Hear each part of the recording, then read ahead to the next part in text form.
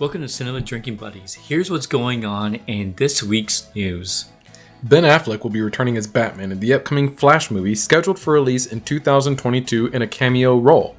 The movie will also feature Michael Keaton reprising his role from the 1989 Tim Burton Batman movie. Ooh, that should be good. It should, right? Yeah. Michael Keaton coming back as Batman. It surprised me that Michael Keaton was announced, and so when he was, I'm all up for this movie. Oh yeah, the fact that it's going to have him and Ben Affleck, who's kind of been the most recent Batman, it's kind of giving me Spider-Man Into the Spider-Verse vibes with these different Batmen coming in to, be with the Flash in whatever way they're going to do it. Yeah. Maybe they're going to do like a Flashpoint type of movie. So it'll be interesting to see what other universes, maybe Thomas Wayne version of Batman. So yeah. And dare I say, I know this is high hopes, but Christian Bale coming back, maybe making a little cameo appearance. Is that Batman version? Yeah, that could be something that maybe it'd be like a 1 minute, 2 minute role, maybe just walking by. Yeah, right. In other news, so Sony actually announced for 2 directors for their movies. The first movie is basically the announcing of Olivia Wilde for Spider-Woman. So that's a big news there. She's also going to be working with Katie Silberman, who will write the script. And that they both worked on Booksmart, which had won Best First Feature Film Awards. So that should be very interesting there. Some characters that Spider-Woman has been portrayed by was Jessica Drew, Gwen Stacy, and Mary Jane Watson. And so we don't know exactly who will be playing Spider-Woman in this part. So that should be a very interesting thing. Yeah, definitely. And if I had to guess, I would say it's probably going to be Jessica Drew, just because Gwen Stacy and Mary Jane have already been in other recent Spider-Man movies as the love interest of Peter Parker. And I feel like for more casual audiences, seeing those two characters as like the hero of the movie might be a little confusing. So I think bringing in the new face or the new name Jessica Drew is probably going to be the best way to go for this movie, and it's probably going to be the approach that she takes or that they take when they write the script. Oh yeah, I agree. I think Jessica Drew will probably be the one that they choose there, especially if it's a new character, new actor, so they can just bring something refreshed there. Especially Gwen Stacy is already known to be Spider-Gwen in Into the Spider-Verse, and they're coming out a sequel there. And then Mary Jane Watson's always been that single point of love interest there. And I think it's going to be very interesting to see who they cast as the lead role in this movie as Spider-Woman. I personally think that a good choice for it might be someone like Anna Kendrick, who might bring like a comedic turn to the character, sort of in the same line as how Paul Rudd did with Ant-Man. I think that she could do really well in a role like that, especially with Olivia Wilde directing her. Oh yeah, absolutely. I was thinking about more of like that action side of it, where like Jennifer Lawrence, who had played Katniss, so I know that she can play that action type role, and also the actor that played Tomb Raider in the recent film. Yeah, I could definitely see both of them playing this role, and it'll be interesting to see who they actually end up casting. Yeah, or it could be just none of those characters. Yeah, it could be someone completely different, or just a new face that we've never seen before. Yeah. And as you mentioned, there has been a lot of Sony Marvel news as far as new directors go. The other one is for the upcoming Kraven the Hunter movie, which is a villain of Spider-Man. And this kind of follows the trend of Sony Marvel movies centered around villains, like the Venom movie and the upcoming Morbius film starring Jared Leto. But Sony is in talks. I don't think it's been confirmed yet, but they're in talks with J.C. Chandor, who's known for directing movies such as A Most Violent Year and Triple Frontier. So he's in talks to direct this movie.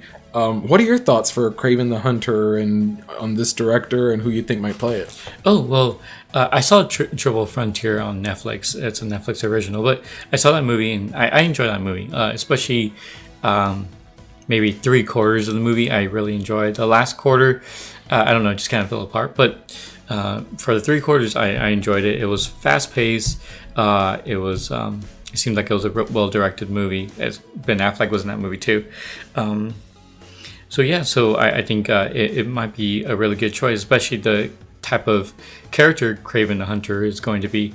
What kind of interest in this part is in the Morbius film, since it's a Sony film, it already showed in that trailer that they're bringing that Spider-Man universe into that movie.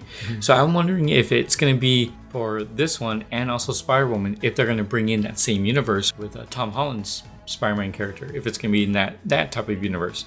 So it'll be very interesting. Yeah, it will be interesting to see that. I'm not familiar with J.C. Chandor. This was the first time I'd ever heard of him when I read the article about him possibly being the director of this movie.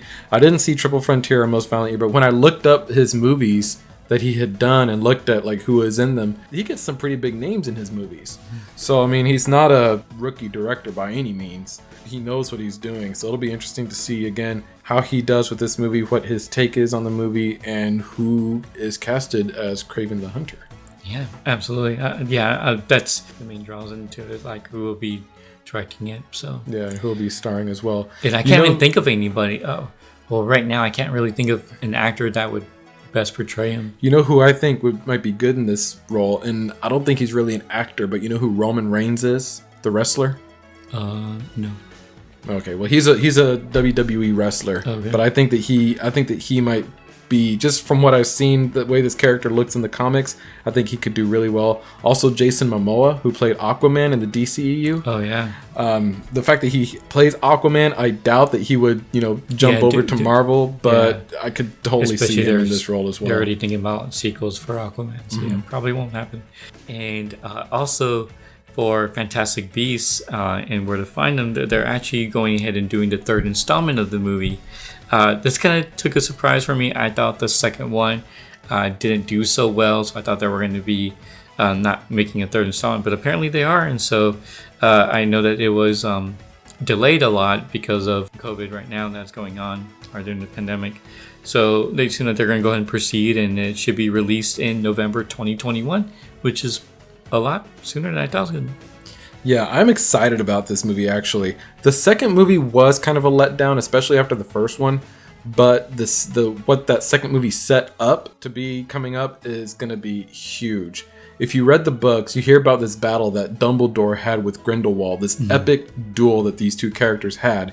So we know that that's going to be coming up at some point in probably the last movie of the series, because I think there's supposed to be 5 movies of the Fantastic Beasts series. Really? Oh, wow. So it's just barely the third one that's getting filmed right now. So everything that's happening, this great wizarding world, is going to culminate in this epic battle between Jude Law's Albus Dumbledore and Johnny Depp's Grindelwald.